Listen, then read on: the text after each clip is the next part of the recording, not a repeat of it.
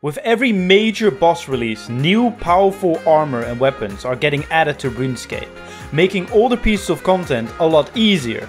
But I don't actually think that is such a bad thing. So let's talk about it. Yo, what's going on guys? My name is Chevalric here, and today we're going to be talking about power creep in RuneScape and why I think it might actually be a good thing instead of a bad thing that usually people consider it to be. Before we get into it though, consider joining in the conversation down below. I always really love reading you guys' comments, opinions, thoughts. You guys come up with some incredible ideas. So thank you all so much for joining in with the conversation.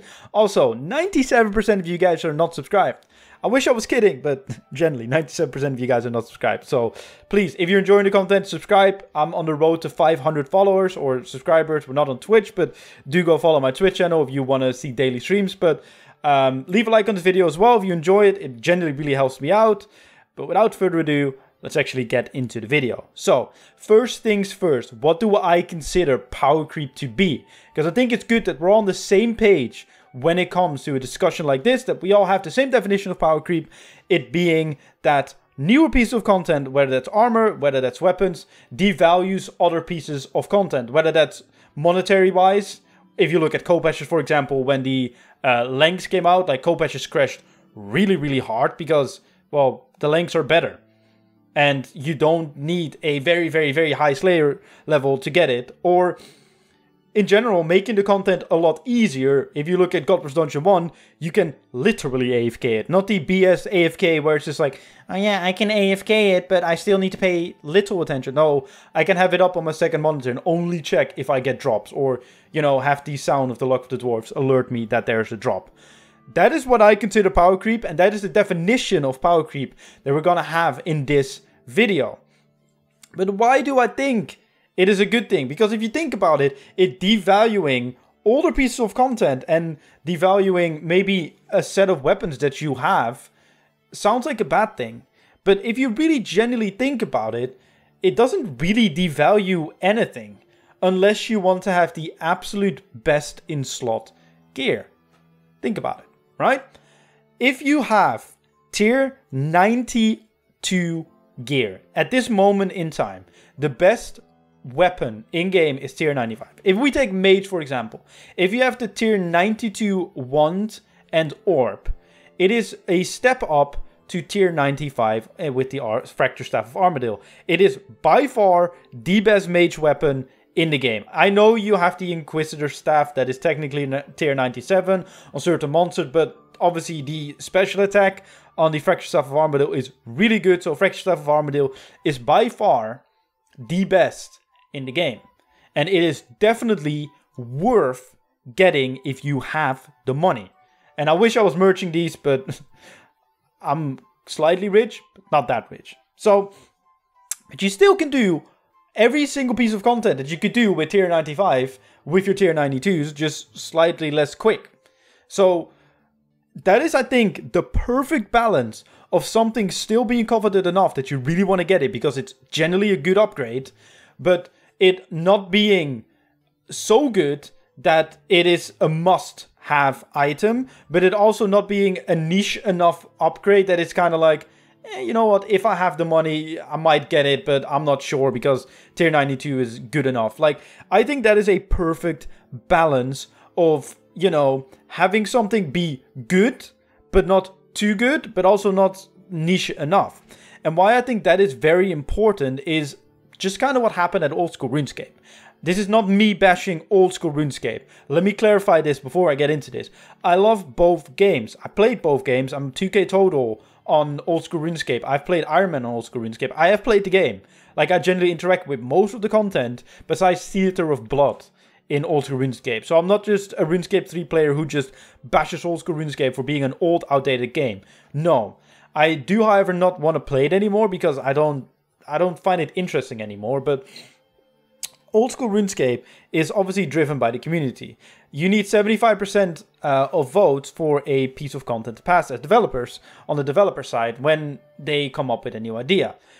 recently Rage 3, or well, recently, a couple months ago, Rage 3 was obviously announced and that they're working on it, and they pulled the rewards, and the community thought they were too powerful, so Jagex nerfed them, and now the people are just like, well, they're either very niche in upgrades or they're just bad. They're not even good anymore. So no one cares for it. And then when Next got announced, kind of the opposite happened. They like underwhelmingly added content, and people were like, yeah, but now the content is not worth it, and they now have Torva, which is stronger and is an upgrade, but I still think it's still slightly niche. Yet again, correct me if I'm wrong, I'm not the most avid old school RuneScape player at this moment in time, but I feel like it is not the best armor. I do, however, really like the way how they went about it, that you need Bandos to actually restore Torva. I think that is definitely a thumbs up.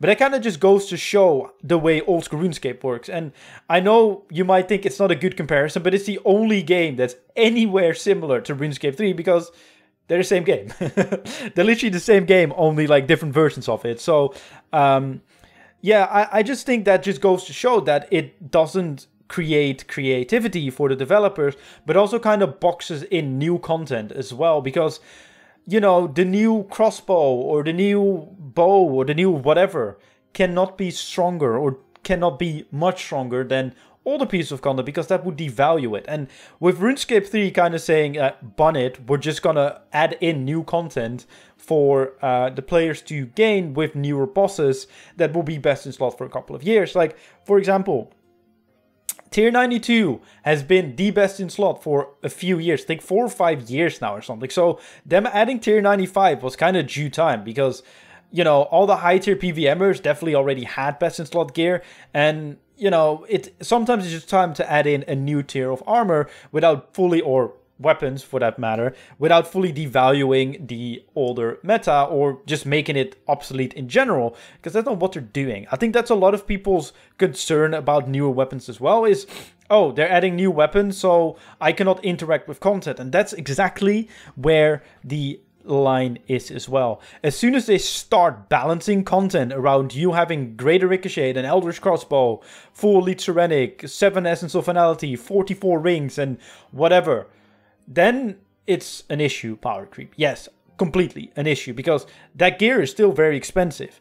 But if they balance bosses correctly and make new bosses more difficult, because I think God Presumption 3 is the perfect example of how to balance it. Carapac normal mode is very accessible if you have mid to end level gear. Like if you have tier 85 gear, even if you have Pernix, if you just go Geo there with Ascensions, for example, you probably even with a Wyvern crossbow, but definitely with Ascensions, you can easily kill normal mode Carapac and still make decent money. Same with Glacier, low amount of percent in rages. I mean, look at Croesus. That is definitely very accessible to anyone. I was literally doing an hour yesterday with a level 3 skiller. So that is how accessible it is. He had Lock, by the way. That looked very, very sick. Obviously, Zuk being slightly more difficult, but I think that is good. And then you have the hard modes for the more endgame PVMers. And I think that is the perfect balance of adding new bosses. The regular mode is very accessible, but still good money. And then you have the hard mode, which drops the big boy loot that are a lot more difficult, where you just need better gear for. So I think that is the perfect way of implementing bosses. But another concern that people have is it devaluing older content. And I think that is also something that is not really true. Because if you look at the amount of God Wars Dungeon 2 guides that are now popping up because of Animate That, Cryptbloom, etc. And don't worry, I'm aware that Cryptbloom is 2 billion probably at this point in time for the full armor set. And that you still need about 500 million to actually get some decent weapons to fully do these methods efficiently. But just for argument's sake, God Wars Dungeon 2 is still relevant to this date for mid-level PVMers that are just getting into PVM and want to make some money, because God Wars Dungeon 2 is still good money, but also for higher tier PVMers that want to go for log or just want to AFK a boss and make some money on the side as well, which in turn, because more people interact with the content, the prices will go down. And the Dragon Rider Lance is still really good at God Wars Dungeon 2. And as I said, you can make good money at God Wars Dungeon 2, so you can like snowball up to next, for example, and then next you can make the big money and go to the end game tier of PVM. Like, I think overall, by adding new content and yes, making older content a lot easier, But yet again, it makes it more accessible, like the drops from that content, to newer players. Like, for example, the Kopeshes, they crashed really hard when the lengths came out. But the Kopeshes are still really good. Like, if you have a set of Kopeshes, they're still really, really good. So, you know, it's just more accessible now to players that have less money. And yes, the players that have the big bow money, yes, they have the better gear, yes, they can have the better kill times, and yes, they can skip mechanics or whatever, but that will always be the case. But if they do not implement more powerful and newer weapons, like how they have been doing, and how I think they're doing it quite well, you will get an old school RuneScape scenario where you kind of just have the feeling that the game is going nowhere, because why would you do next when you can only get a slightly better armor set than Bandos? And Bandos is infinitely more easier than next. So you know what? You know, I just settle with Bandos. And I think it's just a niche, very, very good balance that they have been doing in RS3. And I think we should actually applaud them for it. Because I think the way they handle it, by keeping content relevant, but also adding in new content, I think they're doing really, really well with it. But that's just my opinion.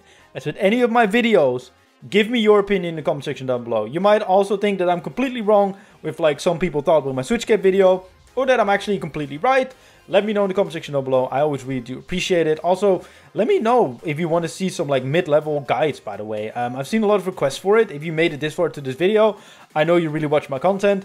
If you want to see some like mid-level to lower level guides where I go through actual rotations and like literally you've never played the game, I'm gonna grab you by the hand and actually help you play the game, let me know. Like, generally, that's just a piece of thought that I just want to add at the end of the video. Leave a like if you enjoyed. Yet again, subscribe. We're on the road to 500. Without further ado, my name's Chevalric, and I'll see you guys in my next video. Goodbye.